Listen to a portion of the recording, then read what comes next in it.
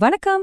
வெறும் சில நூற்றாண்டுகள்ல உலகமே வியக்கிற அளவுக்கு ஒரு பிரம்மாண்டமான உலகளாவிய நாகரிகம் எப்படி உருவாச்சு அது பத்தினா ஒரு ஆழமான வரலாற்று விளக்கத்தை தான் நம்ம இப்ப பார்க்க போறோம். வரலாற்று ஆதாரங்கள்ல இருந்து நேரடியாக பெறப்பட்ட தகவல்கள் இவை. தயாரா இருக்கீங்களா? வாங்க உள்ள போகலாம். முதல்ல இந்த ஒரு முக்கியமான கேள்வியை நம்ம கேட்டுக்கணும்.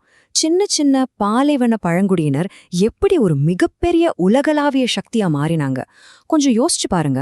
இந்த மாபெரும் விரிவாக்கம் உண்மையிலேயே வரலாற்றுல நடந்த ஒரு எதிர்பாராத மிகப்பெரிய அண்டர்டாக் ஸ்டோரின்னு தான் சொல்லணும்.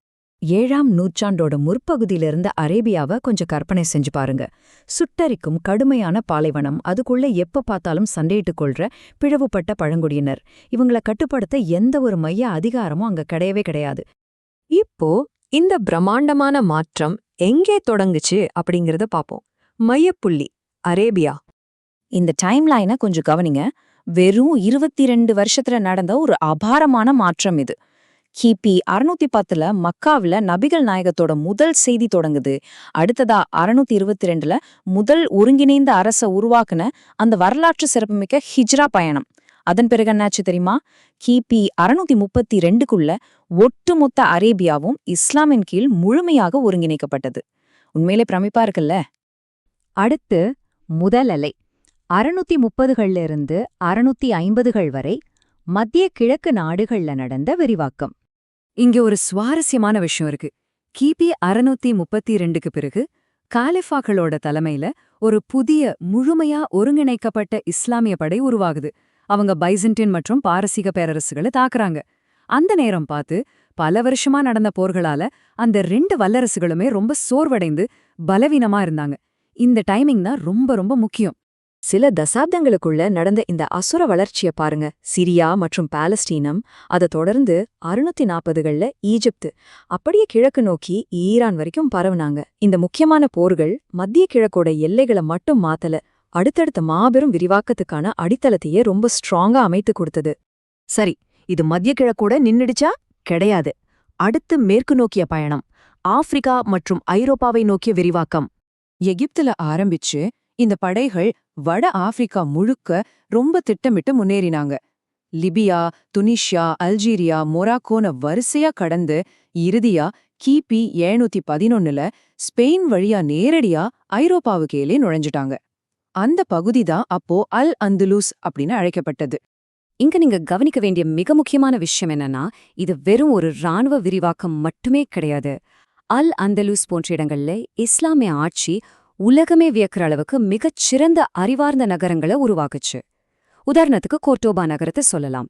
இது அறிவியல், கட்டிடக்கலை மற்றும் கல்விக்கு ஒரு உலகத்தரம் வாய்ந்த மையமா ரொம்ப பிரம்மாண்டமா திகழ்ந்தது. மேற்கே ஒரு பக்கம் விரிவாக்கம் நடந்துட்டு இருக்கு. அதே நேரத்துல கிழக்கு மற்றும் தெற்கு திசைகள்லயும் இது எப்படி பரவிச்சுன்னு பாப்போம்.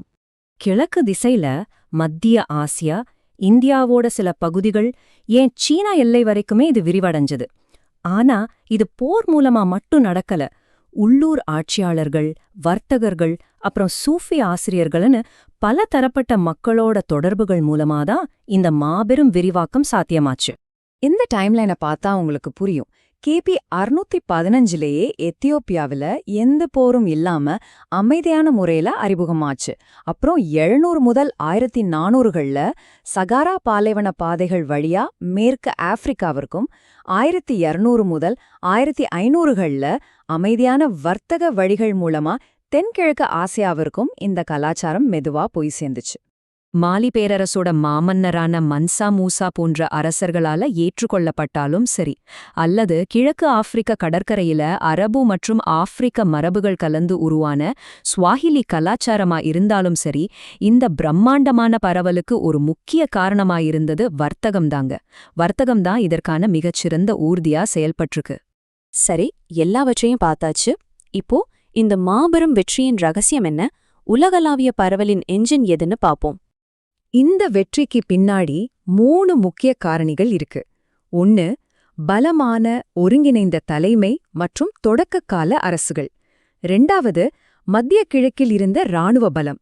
3வது, ரொம்ப முக்கியமானது, ஆசியா மற்றும் ஆப்பிரிக்காவின் உட்பகுதிகள்ல சிறந்து விளங்கிய கல்வி மற்றும் வர்த்தக வலைப்பின்னல்கள்.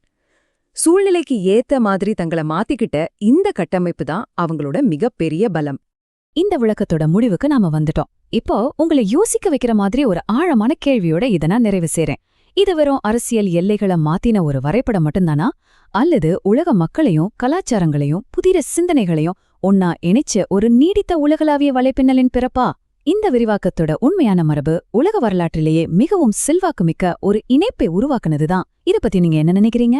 இந்த வரலாற்று விளக்கம் உங்களுக்கு ரொம்பவே சுவாரஸ்யமா இருந்திருக்கும்னு நம்புறேன். உங்களை சிந்திக்க வச்ச இந்த தகவலோட நான் விடைபெறுகிறேன். மீண்டும் சந்திப்போம். يا أيها الناس إنا خلقناكم من ذكر وأنثى وجعلناكم شعوبا وقبائل لتعارفوا إن أكرمكم عند الله أتقاكم إن الله عليم خبير